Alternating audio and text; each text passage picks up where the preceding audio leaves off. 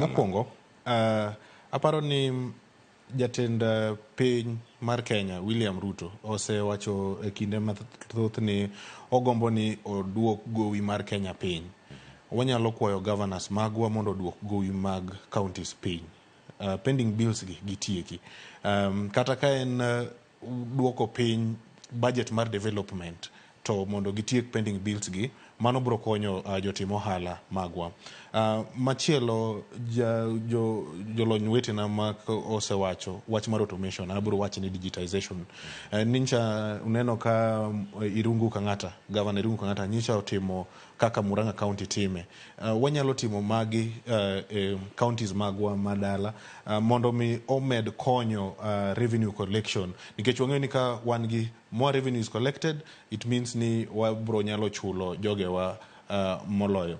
Kendo abro kwayo governors magwa kendo procurement ni giteme ng'iyo the Public Procurement and Asset Disposal Act 2015 gimiye ujende people with disabilities and mean act no wacho ni at least 30% of all government procurement should be given to youth. Aukapar kama itimo e counties magwa. So onengo beni governors magwa otime maendi. Mogik kendo pod mana ne governors magwa gi county governments en ni gikete kor lwasi makare mar timo ohala e counties magwa. Nikech mae kotimore to wabro miyo investors chir bende mar biro invest e county magwa. Ka gibiro gitimo ma cash flow bro bedo malo and bro miyo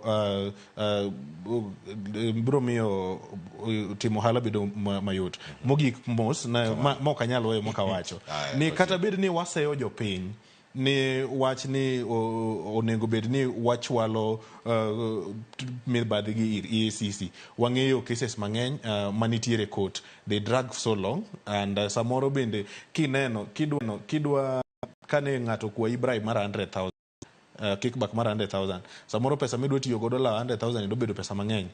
Mano machielo desperation mantiere e kind our people.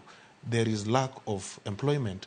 So iboro neno ni kar mondo abed kama onge pesa we agol siling 50,000 mondo ayud mano. So wateme sirikan mamalo kachiel gi mag gwenge oteme keto employment obed makare mondo kik ji chope level makamano. Erokamano ahinya Felix Ooko kuom paro maliw mabende somo no kiny makauna.